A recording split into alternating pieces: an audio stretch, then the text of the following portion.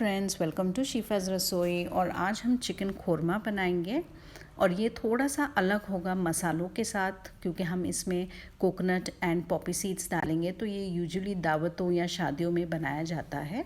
तो इसके लिए हमने कुछ तैयारी पहले से करके रखी है। यहाँ पर मैंने 2 लार्ज अनियंस का ब्रिस्ता बनाया है, आपको लिंक वीडियो पे मिल जाएगा।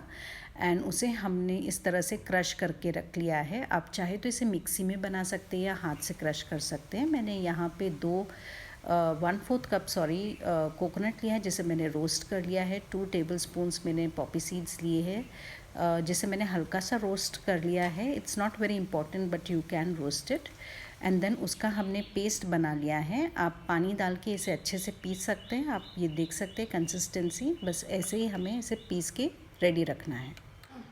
एक हैवी बॉटम पैन में हमने तेल गरम कर लिया है। मैंने 7 to 8 टेबलस्पून्स ऑयल लिया है एंड ये अच्छे से गरम हो चुका है। फ्लेम जो है वो हमारी मीडियम पर है।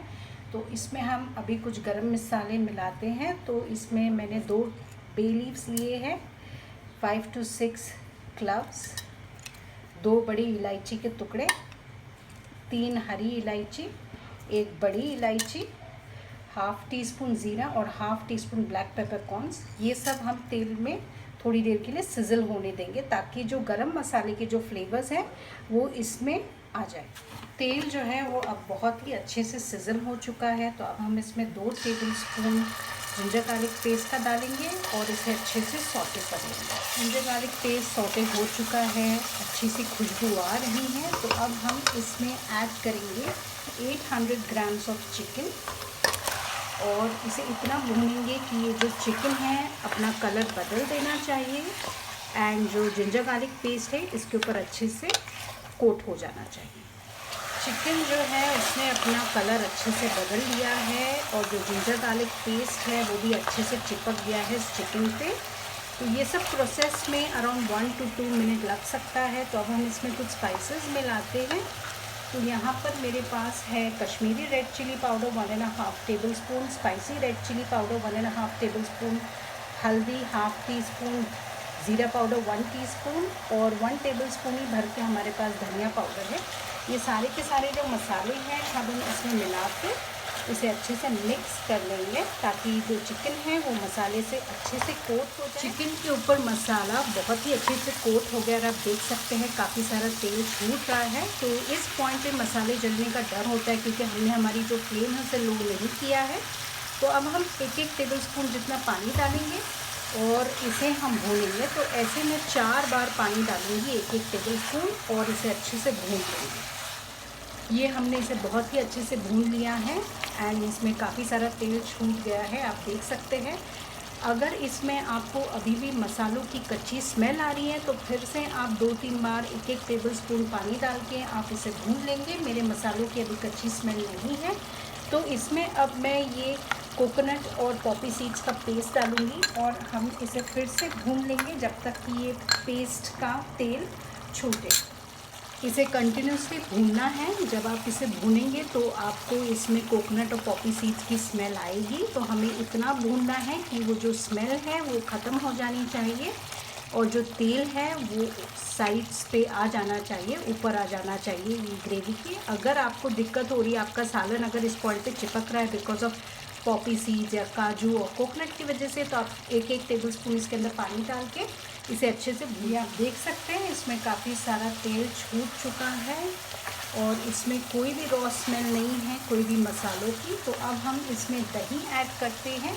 तो 800 ग्राम्स के लिए मैंने यहाँ पे 1.5 कप्स ऑफ दही ली हूँ और इसे हमने फेंट के ले लिया है।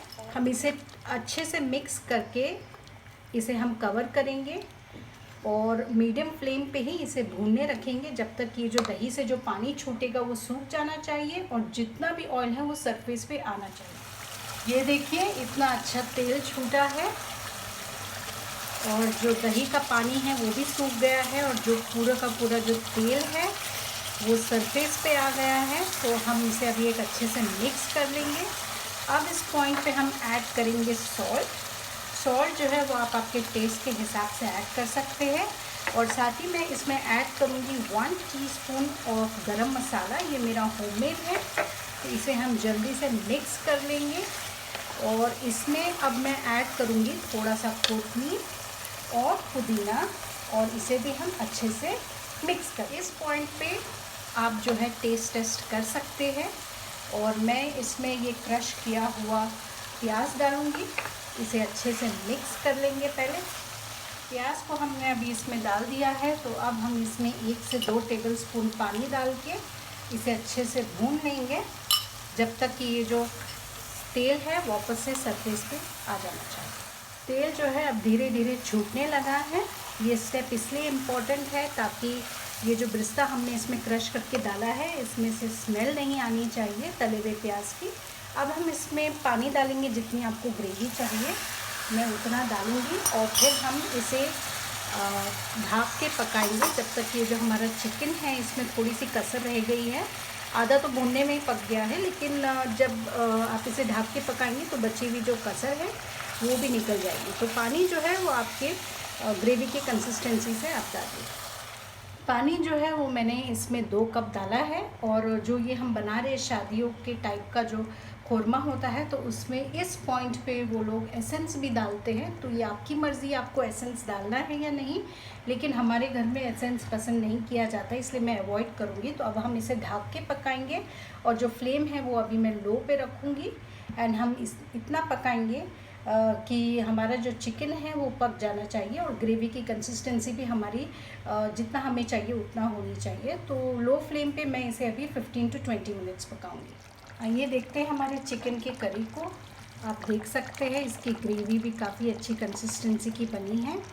ये बेस्ट है, जो ना थिक है ना थिन है, तो ये दावत के लिए एकदम बेस्ट है। तो अब हम देखते हैं कि चिकन पका है कि नहीं। ये इजीली अंदर जा रहा है, तो ये पक चुका है। तो जो अब हम हैं इसे बंद कर देंगे, और ये रेडी है अभी सर्व होने के लिए। तो ये देखिए फ्रेंड्स, हमारा जो दावतों वाला चिकन खोरमा है वो टोटली रेडी है। आप इसे सर्व कर सकते हैं बघारे चावल या लच्छा पराठा या बाज़ार की नान के साथ। तो मेरी इस रेसिपी को आप ज़रूर अपने फैमिली एंड फ्रेंड्स के साथ शेयर कीजिए, अपना फीडबैक मुझसे शेयर कीजिए। And thank you for watching.